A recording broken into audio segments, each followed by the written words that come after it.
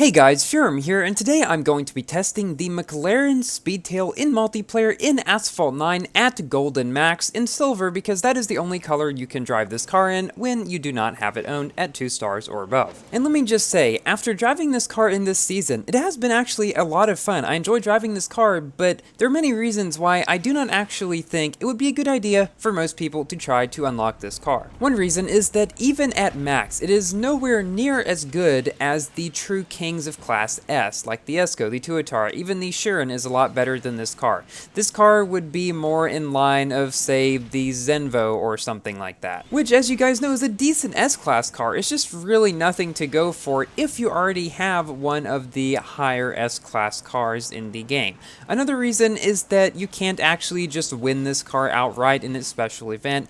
You have to get to a certain number of conditions, at which point you can buy packs to get blueprints for this car, but you can't actually get enough blueprints in the event to get the car, sort of like back with the Bailey, for example. You'd have to spend a few thousand on the packs in order to actually get this car, and some people might find it difficult to even have the cars necessary in order to get to that proper number of conditions. Now here at the end of this race, I was pretty sure I wasn't actually going to be able to catch up to this guy, but I somehow passed him at the very last second. I think it was a good idea back there to just kind of do the wiggle drifting and then shockwave, because I think that's what allowed me to get up to my top speed to be able to pass him toward the last second. And my gosh, it's so boring when everybody is just in silver cars. Although, to be honest, that's not entirely unlike real life. So let's say that you had all the cars needed in this event to get to the required number of conditions in order to unlock packs for this car. And even if you were able to unlock it, well, you'll be sitting at a 1-star car after spending several thousand tokens, which, yes, is generally what happens. But the problem is that at 1 star, it's even worse than it is at Maxwell, obviously. But you're pretty much never going to use it unless you're able to star this car up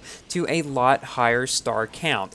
This has actually been a problem with practically every single new card that has been released recently. Unlocking cars is only one part of the battle, but you have to spend 10,000-20,000 tokens sometimes to actually get cars to the point where they are competitive against older cars that may not be as good as the new ones at max, but are better at the ranks that people are actually able to get them at. For example, most people now have the Huayra at 6 stars, or at least people who have been playing the game for a long time. Well, cars like the Aculone and the Aperta and the new Valhalla are better than the Huayra at max.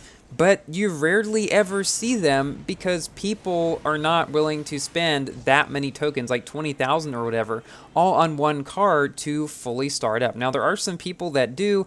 I mean, I put down at least 10,000 tokens to 4-star the Valhalla, but even then, a 4-star Valhalla is probably not as good as a maxed out Huayra. So it's kind of sad to see that so many new cars in the game are not really ever achieving their full potential, at least for many months after they come out, because sometimes Gameloft gives an easier way to get blueprints for certain cars, and that makes it so people can actually get blueprints for some of these. Like for the Aculone, for example, they came out with a burst of speed for it, but many months after you could originally get the car in the Yesco event, where it was one of the later cars, and a lot of people, or most people really, just were not able to unlock it. So the Speedtail is by no means the only car that suffers from this.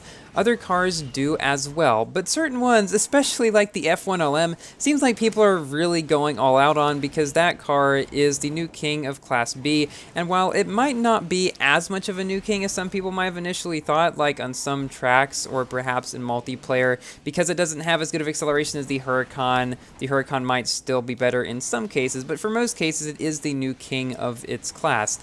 And I did win the car at 3 stars, but I ended up at 14th place in its Grand Prix, and I won it through, I think, 20 times packs or whatever you get at 14, actually as the very first drop in the pack, so that was pretty cool. But anyway, a lot of people at least 3-starred it. Most people in my tier at least 3-starred it, I want to say, and then some people even 4 and 5-starred it.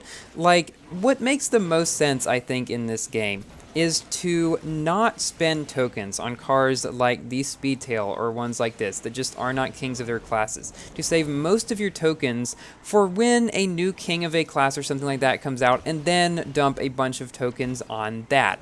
And don't waste tokens on those cars that simply just will never be as good. Now here I do a bunch of flat spins and have to go off to the side. Actually ended up okay though. I pass over this guy from the top, managed to stay slightly ahead of him bathroom throughout all that. I basically accidentally took that shortcut back there, because you guys know I don't usually go up that ramp, because a lot of the time I just fall off. Maybe I just need more practice, but yeah, usually I don't want to get practice for things like that in multiplayer, but in this case it worked out just fine for me. Perhaps I will start doing that some more.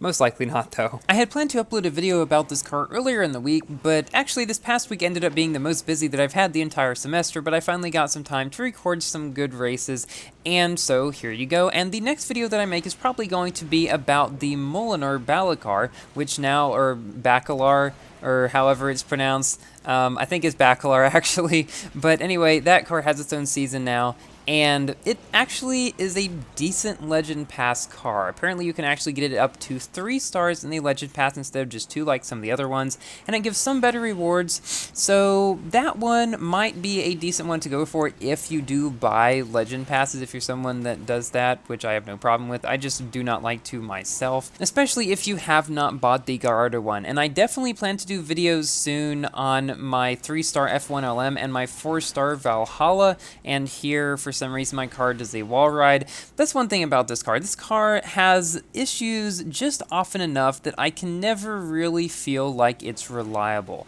So oftentimes it has problems with wall riding, which a lot of high-end S-Class cars do, so that's not really a surprise, but it does seem more than average too, although not as bad as the Chiron. That car is really bad for wall riding and then flipping on its side. But this car just seems to be not very stable in general. I've had multiple times where I'm landing from a barrel roll or something like that, and my car just randomly flips on its top, which is no fun, especially when it causes me to lose races because of it. That's another reason why I don't really think this car is worth going for, even if you can get it, because say you were able to do decently well in that, even at 1 or 2 stars, well, if a problem like that happens to you, you'd be much better off in maybe a slightly slower but more reliable car. So as much as some people might like this car, I personally don't actually care for the design, but that's kind of besides the point. The performance is what really matters in the game. I can't really recommend that people go for this car, especially since we know a Ferrari season is coming next with some really cool cars like the Enzo, and all this was leaked by Gameloft themselves. I'm sure you guys have heard that plenty of times now, but sometimes I still get comments of people asking me, how do you know there's a Ferrari update coming? Yeah, that's how, but I'm definitely expecting there to be some good cars in that update. So I'm definitely saving my tokens. I've got around 8,000-ish right now that I'm going to save for the update. And because I know some people were asking about it, I still have not figured out the issue with Asphalt 8. Ever since I updated the game, I have not been able to play any events or play multiplayer. I've not been able to log into the game with Xbox. So as much as I really do want to try out the new Terra 9 track, because you guys have been asking for it a lot, I do want to make a video about that. I simply can't do it for some reason, and I don't entirely know why. Some people commented that maybe my data got corrupted, but no, all my cars and everything is still there. Like, my account is still fine. I'm just not able to connect to any online stuff, it feels like, which is very bizarre to me. The only thing I can really think of is because it only happened after the update, that maybe it has something to do with the new cross-platform thing they did, because they did bring cross-platform multiplayer play to Asphalt 8 in the most recent update, where players on iOS, Android, PC, and if it's on anywhere else, can all play together in the game, which is really cool. Like, I want to be able to do that.